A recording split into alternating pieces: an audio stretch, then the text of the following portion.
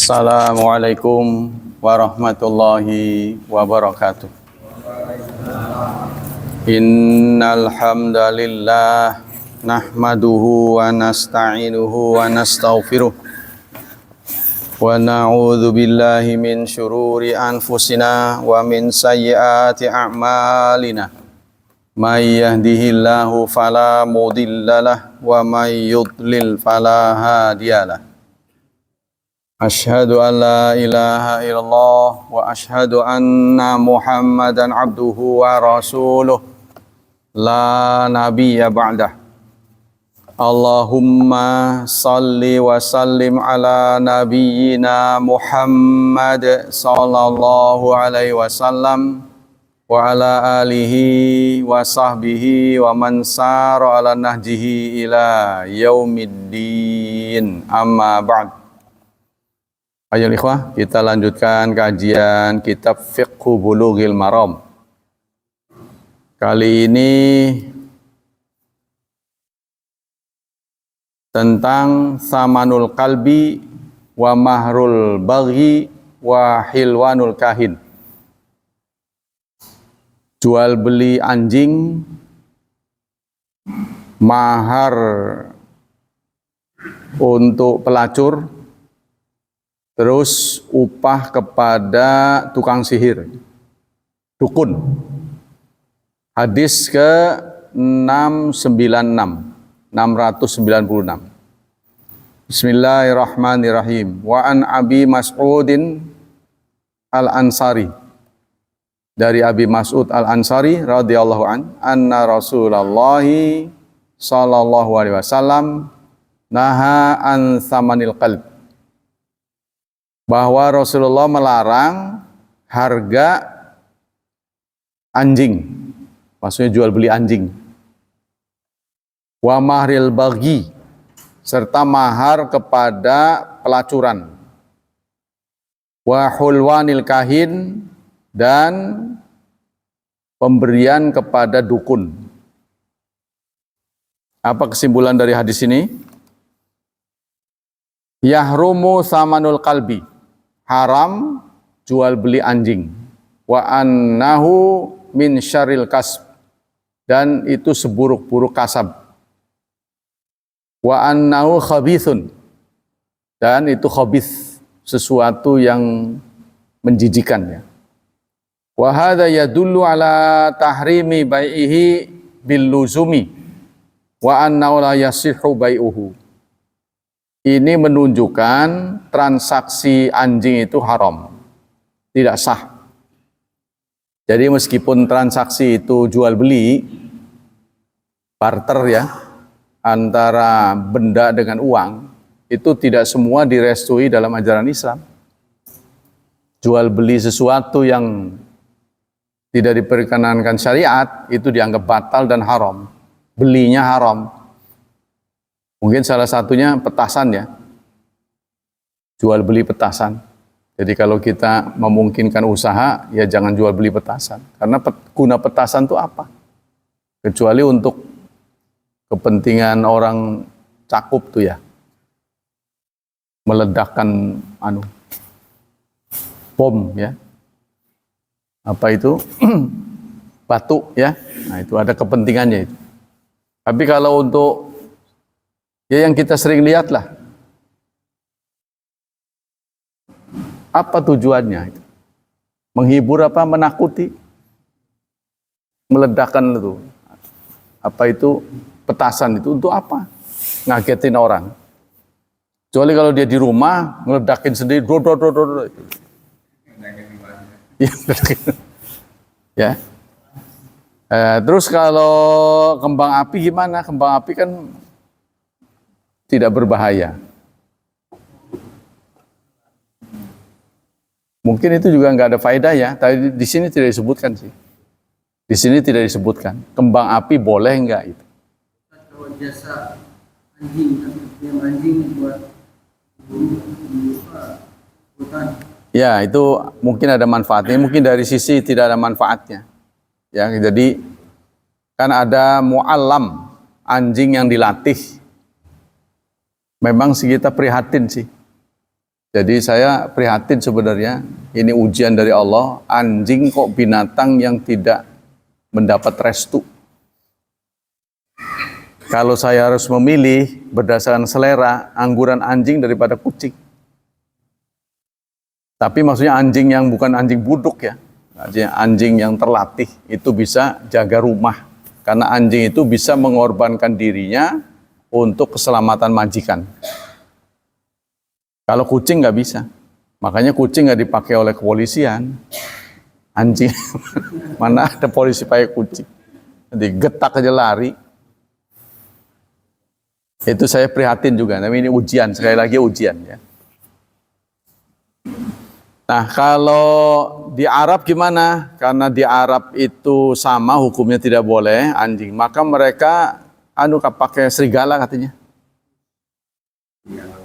Kalau keterangan dari saudara kita Pak Maulana ya, Kang Maulana yang sekarang mukim di sana, kan suka dia pakai serigala katanya untuk melihara ternak gitu kan. Kan kadang-kadang ada binatang berbisa ya, seperti dia ternak kambing terus ada ular, itu yang dipakai tuh katanya serigala. Beda, serigala mah halal. Maksudnya boleh dipelihara. Anjing yang khas Indonesia itu anjing dari Bali, apa namanya? Kintamani ya. Itu khas. Itu sudah mendapat pengakuan dunia. Katanya sih anjingnya nurut. Saya juga nggak tahu banyak tuh. Anjing khas Kintamani. Sudah diakui dunia. Jadi itu anjing khas Bali. Jadi nurut gitu. Kalau ayam kan banyak. Dari Cianjur ada khas. Indonesia tuh banyak yang khas sini. Ya, seperti itu tadi, pelung ya. Ayam pelung Cianjur itu terkenal. Tubuhnya, fisiknya lebih besar, terus keluruknya bagus. Ya kita kurang lah dalam masalah-masalah. Sebenarnya kita harus menjadi orang yang istilahnya peduli pada keanekaragaman hayati. Dipelihara. Jadi kalau bisa jangan, maksudnya diumbar aja lah gitu, jangan pelihara-pelihara, tapi nggak boleh diganggu. Ya seperti burung kita biarkan itu. Jadi ada juga organisasi burung di Indonesia itu. Jadi mereka suka melakukan touring ke tempat-tempat terpencil untuk mencari burung-burung yang langka. Ada Pak organisasi. Kalau Banten tuh yang diincar ujung kulon tuh. Masih asri ya. Banyak spesies yang tidak dijumpai di tempat lain. Wala yahilu samanuh, tidak boleh harganya, wala qimata ala mutlifihi, dan tidak ada ganti untuk orang yang membunuhnya. Nah, karena dianggap dalam ajaran Islam ini tidak boleh. Sawaun kana mu'alaman amla, baik yang sudah terlatih atau tidak. Jadi anjing ada yang terlatih sejenis anjing tertentu yang gigit itu tidak akan lepas sampai robek. Itu ada anjing tipe begitu. Itu biasanya dipelihara untuk menjaga mal. Jadi mal yang besar tuh ya, oleh satpam dia bawa anjing, kan dia bisa tidur enak, ngegonggong baru dia bangun. Daripada melek terus kayak kita itu, sorot baterainya habis. Karena anjing itu sensitif ya, bisa mencium sampai puluhan kilometer. Yang terlatih ya. Nah, jadi ditaruh dibawa kalau malam itu diumbar gitu. Kan nurut sama yang Ya tukang ronda mah tidur aja sampai pagi. Begitu ngegonggong baru dia. Karena nggak bisa yang sudah terlatih itu nggak bisa disuap, dikasih pakan, lengah, nggak bisa. Sebab anjing yang terlatih itu hanya mau makan dari tangan majikannya. Hebatnya. Nggak mau disuap. Kucing mau. Ya kalau soal peranjingan ya, saya dulu kan saudara-saudaranya pelihara. Jadi tahu persis. Sampai suatu saat tempat saudara saya nginep itu diberi anjing. Tapi karena anjingnya masih liar, lari dia. Pokoknya kabur aja, tidak terdeteksi. Sampaikan kepada yang ngasih. Kurang lebih ada 2 bulan, yang ngasih itu datang, karena orang Purwokerto ya. Saya tinggal di Sidarja waktu itu. Cilacap. Di Cilacap. Jadi suatu saat dia datang, itu di tengah jalan anjingnya nguber. Nggak tahu dari mana. Bayangkan tuh, sensitivitasnya itu bisa menyiriin majikannya dari dalam mobil. Hebat itu. Padahal udah nggak terdeteksi di mana. Begitu dikintilin, diikutin. Ikut ya. Jadi dia bisa mengenali bau tubuh si majikan itu. Sampai berpuluh-puluh hari. Hebatnya itu. Ya karena itulah dipakai oleh kepolisian ya. Untuk mendeteksi narkoba yang disimpan kadang-kadang ditelan dalam perut kan susah tuh. Wah urusannya. Saking beraninya orang masukkan ditelan. Pakai plastik ditelan. Dibungkus rapi. Sehingga nanti ditunggu buang airnya. Gila-gilaan lah pokoknya. Sawaun kana mimma yajusu iktinauhu amla. Apakah bisa dimanfaatkan atau tidak? Tidak boleh jual beli anjing. Jadi bolehnya gimana? Ya diberi. Kita malah bukan beli anjing di komplek-komplek mewah itu malah di pacaknya itu ya, dikawinkannya bayar. Apalagi di pameran-pameran. Kalau barter Ya? anjing sama kambing. Anjing sama kambing barter. Ya nggak boleh karena anjing. Kecuali tadi untuk kepentingan itu. Pokoknya nggak boleh jual beli aja di sini. Ya. Wa hadza qaulu Syafi'iyah. Nah inilah pendapat Syafi'i wal jamaahir dan jumhur, kebanyakan ulama. Wa qila ghairu dzalika indal Hanafiyah. Tapi menurut Hanafiyah boleh. Wa inda Malik riwayat, dan menurut pendapat Imam Malik ada beberapa riwayat. Jadi tergantung manfaat apa enggak kehadiran anjing itu buat apa. Kalau buat ya kita kayak orang-orang kampung itu enggak ada manfaatnya itu mah.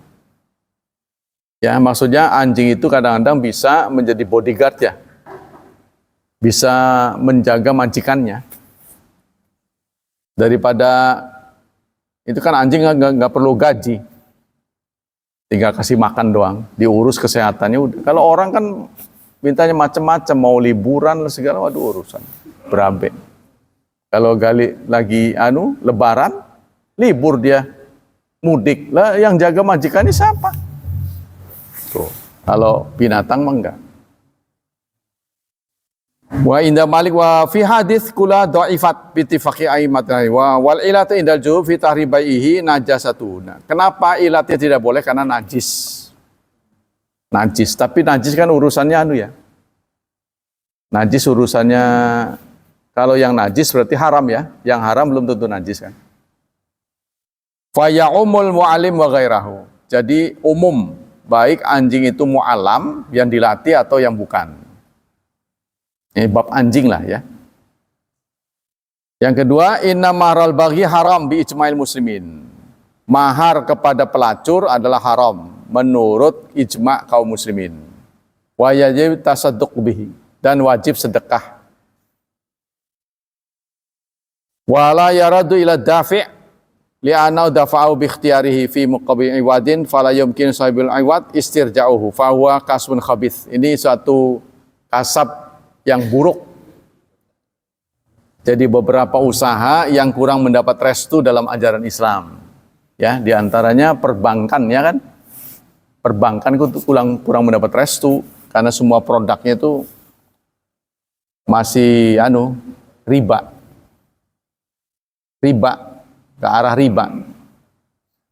Kurang mendapat restu. Jadi kalau kita punya anak atau punya apa ya usahakan jangan di situ. Yang lain, tapi memang pekerjaan susah sih ya. Kadang-kadang di situ dapat insentifnya lumayan itu. Ujiannya begitu. Sementara kerja itu susah, dihadapkan pada nganggur, membiarkan diri Kelaparan juga tidak boleh kan? Kan kita harus menjaga hidup. Kalau nggak makan kan mati. Ya, makannya dari mana? Masa kita ngemis? Ngemis kan haram kalau nggak terpaksa. Nah, jadi dapat pekerjaannya begitu. Ya usahakan jangan menjadi permanen ya. Ya kita lihatlah susahnya kerja kan. Yang ketiga, yahrumu hulwanul kahin. Haram memberi upah kepada kahin, dukun. Bukan dukun bayi ya. Wa ana khabithun, dan ini khabith juga. Perbuatan yang tercela. Jadi nebak-nebak yang dia sebenarnya tidak tahu.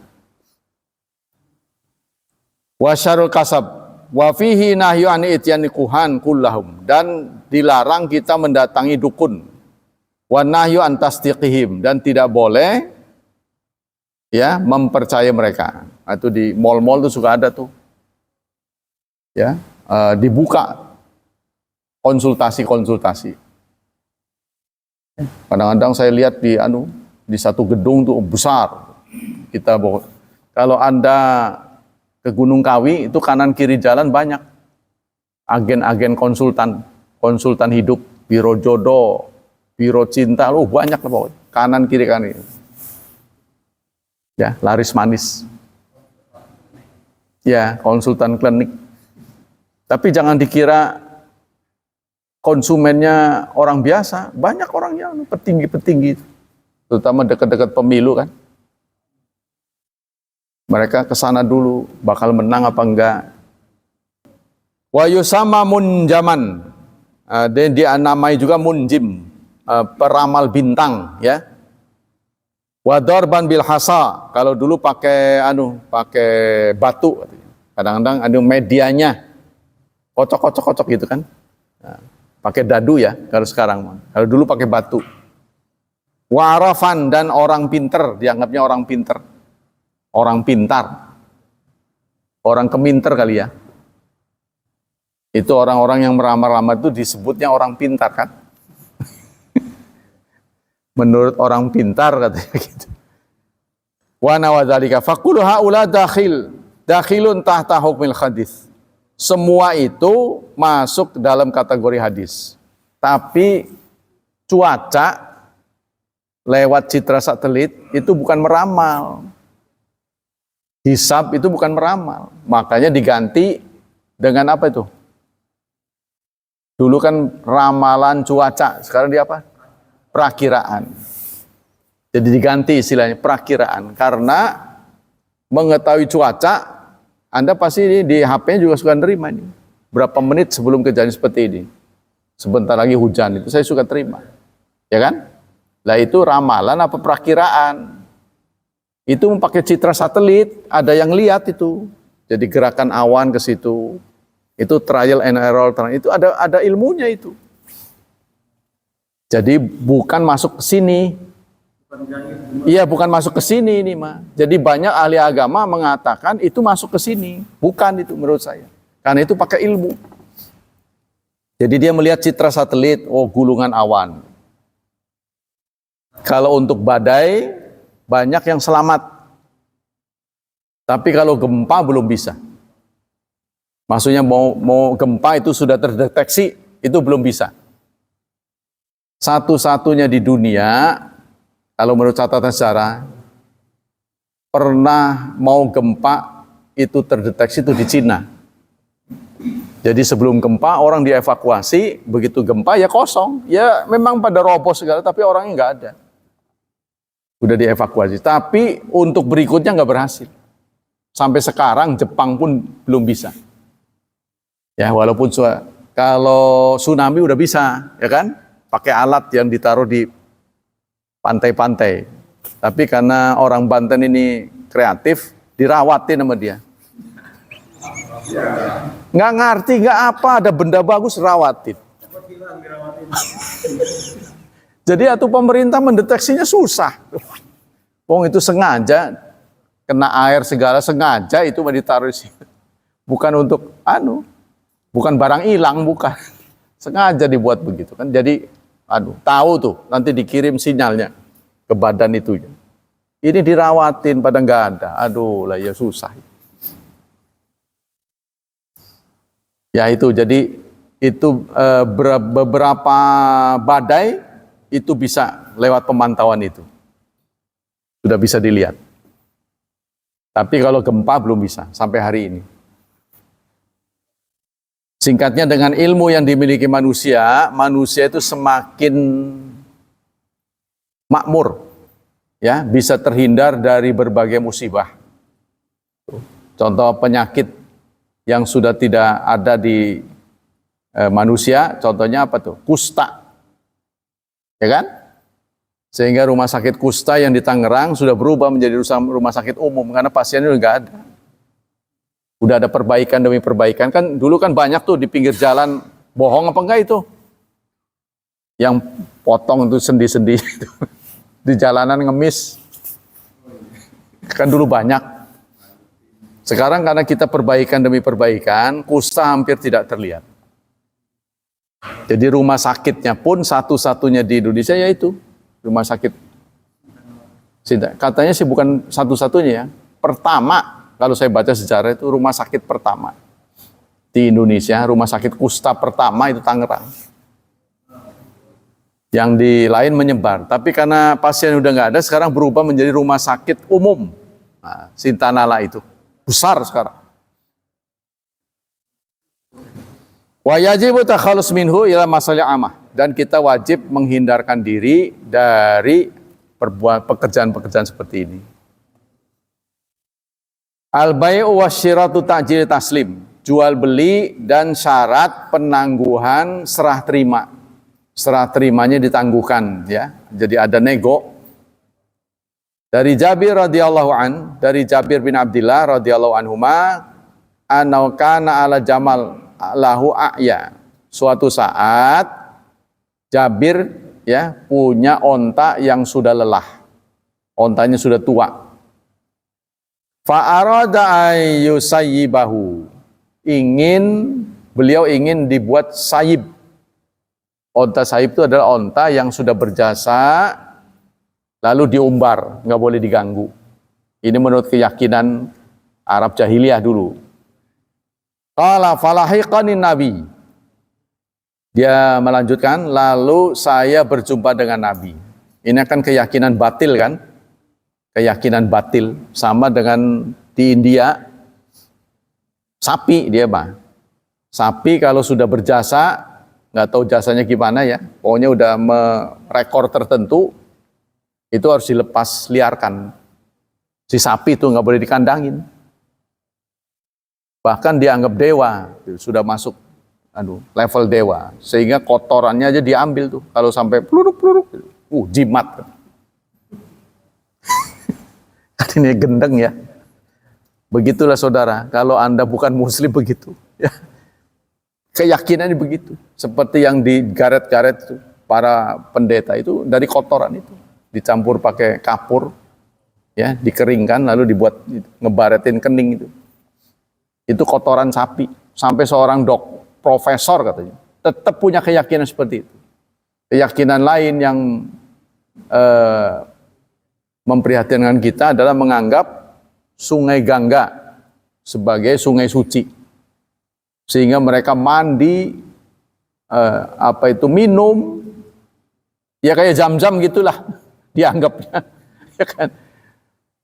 Nah, terus ada perdana menterinya minum, sakit perut, tapi ini nggak membuat mereka tobat. Tapi kalau Anda lihat sekarang mujizat Zam-Zam, mana ada orang minum sakit perut, ada juga sehat. Sampai sekarang, kan itu nggak ada proses ozonisasi ya, tidak ada proses, langsung minum ya, tapi terlihat kemanjurannya. Nah ini keyakinan fada'ali, lalu Nabi memanggilku, wadorobahu, dan Rasulullah memukul sapi itu, onta itu, fasara sayran lam yasir mislahu. Lalu kenceng. Jadi onta ini sudah tua, pengen dilepas liarkan ya oleh Jabir. Karena jasanya udah banyak lah singkatnya, ya, untuk ngangkut-ngangkutin. Lalu dipanggil Nabi, ditoel gitu ya, dipukul katanya. Si onta itu pun jadi kenceng jalannya, seger. Lam yasir kok bislahu, belum pernah berjalan seperti sebelumnya. Tadinya kendor jadi kenceng. Qala bi'nihi biwaqiyah. Jual saja, kata Rasulullah. Jual saja. Qultu la. Tidak. Suma qala bi'inihi fabi'tuhu biwaqiyah. Jual saja, nanti tak beli satu waqiyah dia. Satu waqiyah itu apa? 400 dirham. Satu waqiyah. Jadi ini satuan di zaman jahiliyah, ya, di zaman Islam. Satu waqiyah itu 400 dirham. 400 dirham, satu dirham itu sekitar 3 gram. Ya, berarti 1.200 gram. Satu dirham sekarang tuh 420.000 satu dirham. Jadi 420.000 kali 400 berapa tuh? 420.000 kali 400 kan 400 dirham. Satu dirham sekarang keluaran Antam, ya, itu harganya 420.000. Isinya 3 gram sekarang tuh. Satu dia. Ini harganya 400 dirham. Jadi 400 sekali 420 berapa? Kali tambah ribunya 0,3. Itu harga onta. Hah? Iya mahal. Harga onta waktu itu. Washtaratu humlanahu ila ahli falama balagtu ataituhu bil jamal. Aku memberi syarat, oke, saya jual, tapi saya kan kagol nih, lagi bawa barang. Nanti nyampe dulu ke rumah, baru saya serahkan onta ini. Fanaqadani samanahu. Lalu dibayar tunai, ya, oleh Rasulullah. Tsumma raja'tu fa arsala fi athari. Lalu Rasulullah membuntuti aku. Jadi ontanya kan lagi bawa barang, dibayarin oleh Rasulullah, kan berarti sudah lunas. Tapi si Jabir ini memberi syarat, jangan sekarang ya Rasulullah, wong lagi bawa barang, nanti nyampe ke rumah dulu baru tak serahin, kan? Terus begitu sampai di rumah, dimarahi si Jabir bin Abdullah ini oleh bibinya. Terus nanti yang nyiremin tanaman siapa? Karena dulu pakai onta katanya. Nyiremin tuh. Bawa air, ya, nyiremin kebun. Aturani makastuka liukhidha hamlaka khudh jamalaka. Nah, terus apakah aku akan mengambil upah karena kamu sudah menyewa ontaku? Kan sudah dibeli tuh. Sudah dibayar di tengah jalan. Ya. Jadi si Jabir bin Abdullah, ya Rasulullah jangan sekarang ya. Loh, memang saya mau maksa. Apakah saya akan mengambil upah gara-gara kamu bawa ontaku, kan sudah dibayar tuh, ontaku ke rumahmu. Sudah sampai di rumah, ya, ambillah ontamu, wadarahimika, dan ini uangnya. Jadi uangnya dapat, ontanya dikembalikan. Tuh, ya, seorang pemimpin begitu. Fahualak, ini untukmu. Jadi setelah disentuh oleh mukjizat Rasulullah, si onta itu kenceng lagi. Tadinya udah tua, ya, dijual salah gitu, lagi masih perlu kan, nggak dijual lembek ini. Nah, disentuh oleh Rasulullah, lagi itu, strong lagi. Nah, jadi akhirnya, tapi kagol udah dibayari. Nah, ya Rasulullah, dia takut, ya Rasulullah nanti dulu ini barangnya belum nyampe. Emang kamu takut aku akan ambil upah apa gimana? Nih uangnya, ambil ontamu untukmu. Kan dalam Quran ada wazaniatu wazani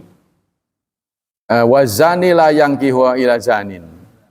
Seorang pezina tidak menikah kecuali pezina yang sama. ini menjadi perdebatan. Menjadi perdebatan, kalau kita orang baik-baik, boleh nggak menikahi pelacur? Menikahi pelacur, boleh nggak? Ini menjadi perdebatan. Nah, kalau seorang pelacur bertobat, mau bukan melacur lagi. Nah, tapi dalam Quran begitu, yang menikahi pelacur adalah pelacur yang sama. Sehingga ini menjadikan orang baik-baik tidak mau menikahi pelacur. Maksudnya kalau orang mendapati pelacur itu tobat, boleh nggak dinikahi? Ini menjadi perbedaan pendapat. Itu di situ. Tapi kalau dia sudah dinikahi dengan cara baik-baik, ya sudah tidak pelacur lagi. Itu maksudnya. Apa kesimpulan dari hadis ini? La ba'sa bi talibai minar rijli minar rajuli li sil'ati wala fil mumakasa li naqsi tsaman. Tidak ada masalah ya kita menuntut orang untuk menjual. Jadi Rasulullah jual aja. Ya, jadi si onta Abdullah bin Jabir bin Abdullah ini disuruh Rasul jual aja. Tuh. Jadi diam-diam Rasulullah melelang. Siapa yang mau nolong Jabir katanya. Itu kan? Mau membeli onta Jabir, saya gitu. Nah, setelah kamu beli, kamu berikan lagi pada dia. Siapa yang mau? Harga onta. Nggak tanggung-tanggung kalau mau sedekah mah, aduh. Ya, sampai segitu harganya. Jadi, dibeli, nah, ontanya diberikan lagi pada dia.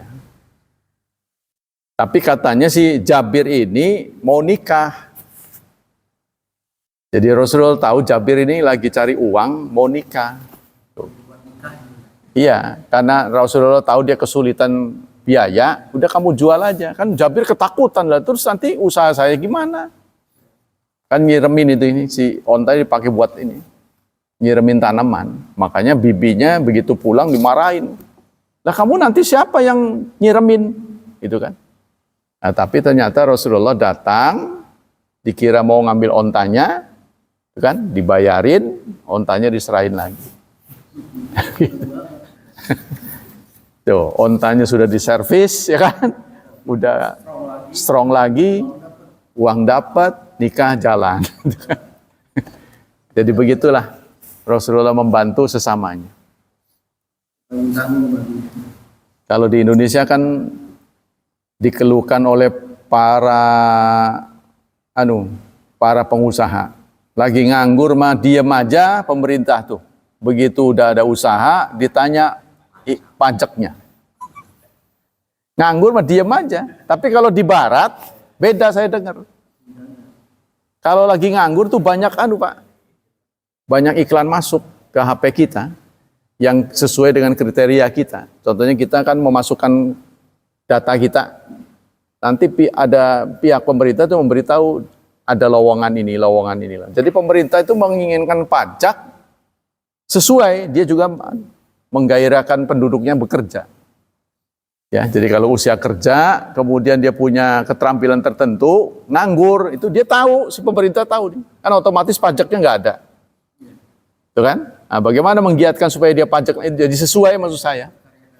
Dikaryakan, baru diambil pajak. Saya dengar di Jerman tuh sampai 50%. Jadi kalau kita bergaji 2 juta, 1 juta diserahkan. Mungkin ada batas minimal kali ya. Ada kuota kali. Jadi kalau gaji sekian nggak bebas lah singkatnya. Ya. Tapi 2 hal bebas saudara. Ya. Yaitu pengobatan dan pendidikan. Pengobatan sampai tuntas, nggak seperti di Indonesia. Nanti ketemu penyakit apa gitu, oh itu mah nggak ditanggung, buku ya itu yang berat, ya kan?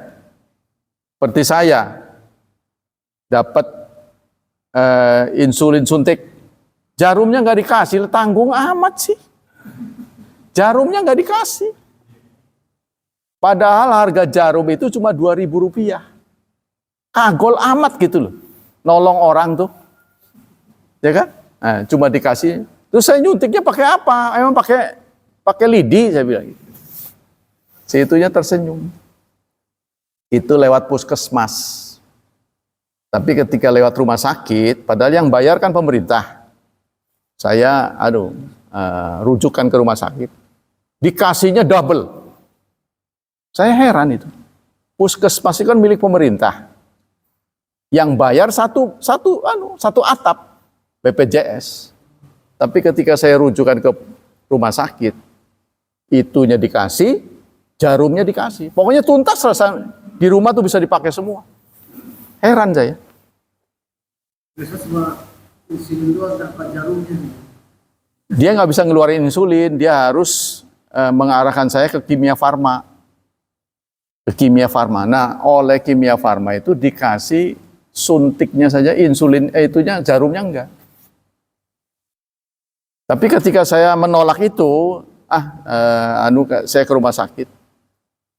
Di Hermina itu dikasih semuanya. Aneh gitu loh. Padahal yang bayar pemerintah juga. Dan kimia farma milik pemerintah. Maksud saya kalau milik sendiri kan harusnya royal. Kok kenapa harus orang lain? Itu ya saya nggak ngerti.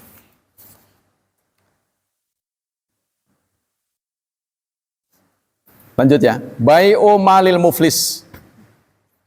Menjual atau mengobral harta orang yang bangkrut.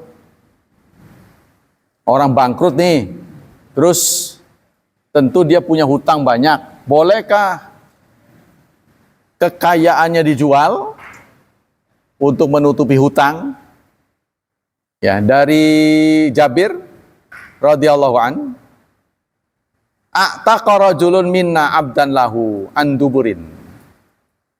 Seorang laki-laki di antara kita, seorang sahabat, ada yang memerdekakan budak karena mudabar. Ya, jadi ada istilahnya mudabar. Mudabar itu adalah perjanjian seseorang dengan budaknya, nanti kalau saya meninggal, kamu bebas. Tuh. Itu ada yang begitu seorang sahabat. Lam yakun lahu malun ghairuh, padahal dia tidak punya harta lagi. Jadi budak itu dianggap harta, ya, karena dijualnya cukup mahal. Fada'a bihi nabiyyu faba'ahu. Maka Nabi memanggilnya. Dipanggil orang itu lalu dibeli. Dibeli budak itu. Nanti diberikan lagi pada orang itu. Karena Nabi tahu orang ini hartanya cuma satu-satunya. Dia kesulitan uang sampai budaknya itu dibuat mudabar. Nanti kalau saya meninggal, kamu bebas. Berapa harga budak waktu itu ya? Katanya ini 800 dirham. Tuh, harga budak waktu itu 800 dirham berarti 800 kali 2,975 gram. Ya, atau 420. Kalau dirupiahkan sekitar 336 juta. Harga budak. Jadi kita bisa beli orang. Iya, kan seumur hidup punya kita. Kita nggak perlu ngegaji lagi. Itu bedanya budak dengan karyawan. Ya, itu diibaratkan perbudakan modern tuh yang di kapal-kapal itu yang nggak dibayar berbulan-bulan itu kan ada tuh. Dia mau pulang nggak bisa, tuh, di kapal diperbudak sampai hidup aja susah. Saya dengar begitu ya. Akhirnya dia berkesempatan lapor yang ada di kapal lepas pantai, kan mau ke darat susah, dia makannya terbatas di situ, sampai kurus-kurus. Ada yang diperbudakan begitu, perbudakan modern. Atau ada yang dijanjikan kerja ternyata tidak sesuai dengan janjinya. Ya, itu yang dikenal dengan perbudakan juga ya, jual beli orang. Yang kesimpulan dari hadis ini apa? Man'ul muflis anitasarruf fi malihi idza kana alaidain. Seorang muflis, orang yang bangkrut itu tidak boleh menjual hartanya kalau dia punya hutang. Ya. Jadi harta yang ada itu disita. Namanya kalau dalam perdata namanya kuratel. Jadi kalau ada perusahaan utang, dia nggak boleh menjual asetnya, ya harus disita. Tapi pernah terjadi pada travel ya, first travel. Anehnya orang-orang kan ditipu dengan first travel tuh. Oleh pemerintah hartanya disita, asetnya, tapi nggak dibalikin ke nasabahnya. Jadi orang udah pada daftar nggak diberangkatin sama dia. Kan itu 20 juta lebih satu orang. Asetnya banyak di mana-mana, disita oleh negara. Harusnya kan dijual sesuai dengan persentase kan, dibagiin lah harusnya. Itu yang membuat orang itu punya citra buruk jadinya. Iya, perampok. Sama dengan Bank Senturi ya. Bank Senturi kan saya mangkrak sampai sekarang kan. Tidak raib begitu aja. Padahal aset-asetnya ada. Disitakan dulu ada tuh. Bagian pelelangan negara kan dulu ada. Nggak tahulah bagaimana akhirnya. Yang kedua, lil imam awil qadi bai'u malil muflis. Imam atau hakim boleh menjual ya harta orang yang bangkrut. Wa taqsimuhu bainal ghurama, serta dibagikan kepada orang yang menjadi piutangnya. Ya, jadi kalau perusahaan bangkrut, asetnya ditahan. Tapi yang di Cikande itu pabrik sepatu, dia punya cara tersendiri. Begitu lihat sudah tidak produktif, rugi, ya, maka dibuat direkayasa mau ada rapat katanya. Jadi semua petinggi-petingginya kabur, nggak balik lagi. Pabriknya ditinggal begitu aja, karena mereka punya perhitungan kalau di PHK bayar pesangon, dihitung dengan aset yang ada itu cukup lah. Jadi dia pergi begitu aja udah, hilang. Itu pernah terjadi di Cikande. Jadi pabriknya betul-betul ditinggal. Iya, karena dia hitung kalau harus PHK itu berapa, itu kan udah untung rugi. Ya bangkrut. Lalu Rasulullah mengatakan, "Atika rajulun minna abdan lahu an duburin lam takun lahu malun ghairu fada'a bihi nabi fabahu." Lalu dibeli oleh Nabi dan diberikan pada dia lagi si budaknya, ya. Jadi Nabi itu bijaksana sekali sehingga dikagumi oleh pengikut-pengikutnya. Jadi dia ngumpulin uang dari umat ke umat, dari umat ke umat. Ada yang digolengin ya, investasi kan? Wallahu a'lam bishawab. Itu Indonesia membentuk badan. Jadi disita, kemudian didirikanlah badan, asetnya dijual lewat situ tuh. Badan itu yang bertanggung jawab. Nah, apakah dia boleh mengambil fee? Ya itu tergantung pemerintah sih. Karena kan dia harus menggaji karyawannya. Iya. Jadi setelah barangnya ini disita, ini kan mau dijual lagi kan harus dikemas lagi. Harus diiklankan lagi gitu kan contohnya. Kalau di Indonesia di Cilegon contohnya dulu pecek itu. Ya, waktu ada proyek di Bojonegara itu. Iya kan? Nah, itu kan rumahnya banyak tuh. Nah, itu ditangani pemerintah kayaknya dijual itu punya Golden Key semua itu satu deret. Sampai sekarang nggak berdiri lagi. Editansi juga nggak tahu kemana. Raib aja hilang. Gitu Pak. Jadi sesuai dengan kebijakan negara. Tapi itu yang nggak enaknya itu, yang menjadi korban nggak dibalikin duitnya. Iya, makanya Islam datang itu kan tidak sekaligus. Pelacuran sudah ada. Jadi pelacuran di zaman Rasulullah itu malah pakai bendera. Jadi orang udah tahu itu pelacur. Legal. Kalau sekarang ditempatkan ya. Apa namanya itu? Lokalisasi. Nah, jadi memang legal. Nanti kalau hamil, setiap orang yang mendatangi itu dicatat sama si pelacur tuh.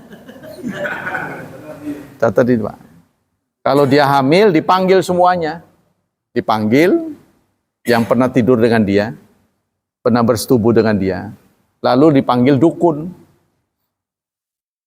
Karena dulu kan belum ada teknologi Nah, ini anak siapa gitulah. Si dukun itu diminta fatwa yang di dalam janinnya ini anak siapa.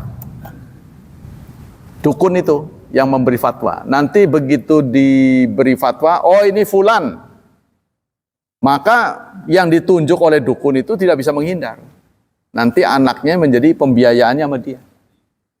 Nah, setelah diumumkan hamil itu dia tutup sampai melahirkan. Harus dijamin hidupnya oleh yang ditunjuk oleh dukun itu. Suaminya aja. Ya, jadi suaminya. Sampai kemudian melahirkan. Setelah melahirkan ya dia bebas dibawa anak. Begitu pelacuran di zaman jahiliyah. Kan yang menyebabkan melacur kan orang susah menikah. Mahal. Setelah Islam itu tegak, tidak pernah terdeteksi adanya hukum rajam. Kecuali pengakuan. Jadi yang betul-betul terdeteksi, tertangkap, ya, dengan 4 saksi, itu nggak pernah terjadi di zaman Rasulullah. Yang ada adalah orang datang kepada Rasulullah ngaku melacur. Gitu. Berzina. Jadi nggak pernah terdeteksi oleh aparat. Jadi makanya orang mengatakan negara yang dibangun oleh Rasulullah adalah negara tanpa penjara. Orang mengatakan hampir mustahil, tapi ternyata di Belanda begitu. Belanda, sipir-sipir penjaranya nganggur, karena nggak ada yang di penjara. Kalau di zaman Rasulullah, malah nggak ada penjara. Sebab begitu terdeteksi orang nyolong, diadili, potong tangan, dipulangin lagi, udah bebas lagi. Kan nggak pernah ditahan, kita nggak pernah ngasih makan mereka itu. Gitu zaman Rasulullah. Baik, kita lanjutkan. Kali ini akan membahas lanjutan ya. Bagi jamaah Islamiyah, keberadaan dan kesiapan pasukan mereka adalah bukti nyata dari komitmen mereka terhadap jihad dan pertahanan umat Islam. Tuh, ya, bagi jamaah Islamiyah, keberadaan dan kesiapan pasukan adalah bukti nyata dari komitmen mereka terhadap jihad dan pertahanan umat Islam. Jadi betul-betul nyata, ada militernya. Jadi bukan omon-omon itu. Militernya betul-betul ada, dilatih. Mereka melihat penggunaan pasukan ini dalam konflik sebagai cara untuk mengoptimalkan sumber daya yang telah dipersiapkan dengan baik. Nah, itu mulai diajar di aliyah. Ya, militerisasi. Nah, kemarin kan saya udah bilang ada satuan ya yang mendapat tugas dari negara kan. Presiden kita ini membentuk namanya KKRI, ya, Korps Kadet Republik Indonesia. Jadi pelajar-pelajar direkrut untuk diberi pembekalan bela negara. Nah, yang pulang itu saya nanya, dapat apa? Suka dukanya? Kayaknya nggak nyantel itu. Dapat kaos, Pak. Jawabannya begitu. Maksud saya pembekalan kamu itu apa gitu loh. Yang bisa saya petik gitu apa. Kan saya harus dengar dari dia kan. Iya, dapat manfaat apa gitu, saya pengen dengar itu. Dapat, alhamdulillah. Iya, dapat kaos. Ya Allah, dapat kaos. Kamu tahu nggak kamu diarahkan ke sana itu untuk bela negara, nanti kalau perang terjadi dalam keadaan kamu yang berangkat dulu, Bapak belakangan. Ngerti nggak itu? Dia ketawa-ketawa aja. Nomor kamu dicatat nggak? Maksudnya nanti kalau keadaan gawat, korps ini dipanggil lagi gitu. Ayo kumpul gitu. Ada nggak begitu-begitu? Nggak ada, Pak. Ya nggak tahu ya kalau alamatnya dicatat. Maksudnya ini kan pasukan laten singkatnya gitu. Diem gitu kan.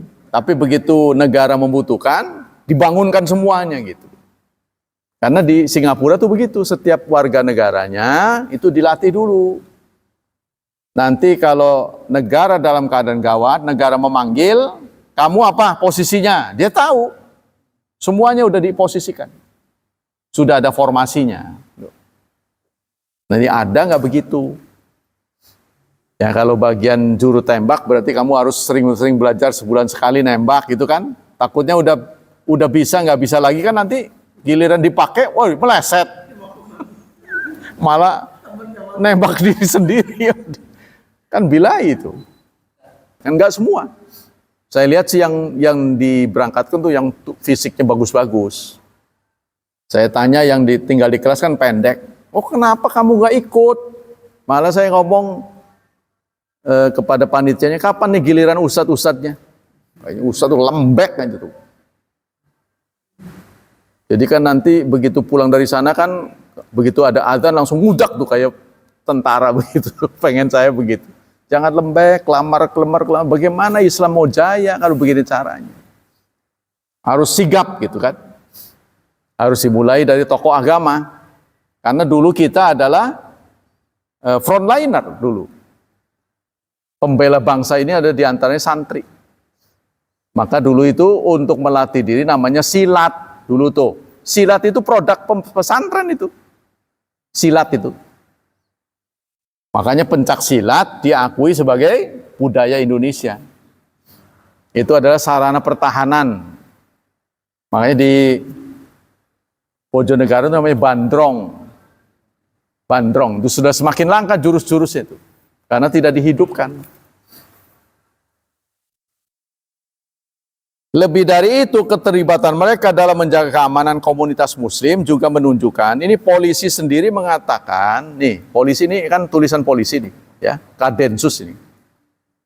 Konflik Ambon itu setidaknya menelan korban 5.000. Tuh, ini masalah serius sekali. 5.000 jiwa dan menyebabkan ratusan ribu orang terpaksa mengungsi. Jadi waktu Ambon, ya pasti bapak-bapak udah hidup lah. Lagi di mana? Dengar nggak kan konflik Ambon? Nah itu lagi meletupnya. Ini baru tercatat yang Muslim. Makanya darah kita itu kalau, pokoknya saya menyaksikan ini, saya nggak ke Ambon, saya menyaksikan kejadian ini. Karena saya ke Dewan Dakwah Jakarta Jalan Keramat Raya itu foto-fotonya ditaruh di dinding, fotografer kita itu ya dilihat tuh orang yang disembeli, aduh lah, air mata kita juga berlinang. Pasti jiwa kita itu mendidih itu, melihat itu. Pantaslah kalau itu. Jadi itu kasusnya. Nah ini diusahakan tidak terulang ya. Salah satu tokoh juru damainya adalah Pak Yusuf Kalla. Makanya kemarin kan ketika di Cibir orang Kristen kan ngomong, wah apa itu Pak Yusuf mengatakan kami jihad katanya, kan? Apa sama mereka juga beranggap itu jihad, katakan gitu kan? Lalu ditentang oleh pihak gereja. Kan kemarin tuh ada di kan beliau langsung ngomong, saya yang menangani kok, diam kan langsung. Jadi pihak gereja jangan mengatakan kami selalu menyampaikan akhlak. Ditampar pipi kanan, siapkan pipi kiri, ya begitu kan? Seakan-akan menjadi korban gitu kan? Tidak mungkin kami begitu. Kata siapa? Omong kosong, perang salib itu terjadi. Tuh, di mana-mana ketika kita komunitas kita itu minim, kita akan dijajah. Tuh. Di mana-mana ketika muslim itu minoritas, pasti kita akan begitu.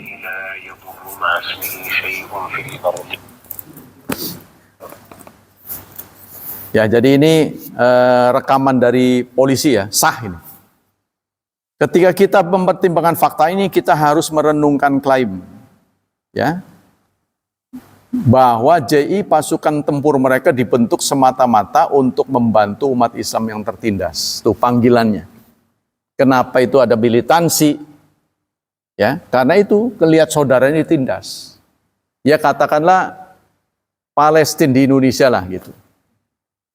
yang ditindas. Nah, kita nggak rela tuh, maka kita nyerbu ke sana. Ada mujahidin dulu tuh, rame-rame memberikan. Jika tujuan utama dari pasukan JI adalah untuk melindungi umat Islam, maka pertanyaannya adalah mengapa begitu banyak korban yang berjatuhan, baik dari kalangan muslim maupun non-muslim? Kenapa ini berkembang terus? Maksudnya, apakah keterlibatan ini efektif? Keterlibatan ini efektif tidak? Kita sudah, memang panggilan jihad itu karena saudara, tapi efektif apa enggak? Kalau itu terulang lagi, apakah akan diulang lagi? Itu yang kemudian menjadi bahan renungan. Itu loh Pak, kan kita belajar dari pengalaman. Nah, kata ini kesimpulannya adalah memang kita sebaiknya mensupport aparat, bukan kita yang terjun ke sana. Tuh, yang benar begitu. Yang benar adalah kita mensupport aparat. Biarlah yang pegang senjata itu aparat, polisi, tentara, kita yang mensupport. Tuh, makanya kalau ada kemaksiatan, kita jangan main serang, kita panggil polisi untuk menangani. Itu yang benar. Jadi bukan kita yang main rampas. Ketika kita main rampas, warung disegel, di bulan Ramadan dia buka kan, disegel, terus aset-asetnya dibawa pulang. Makan di rumah. Ngerampok itu mah.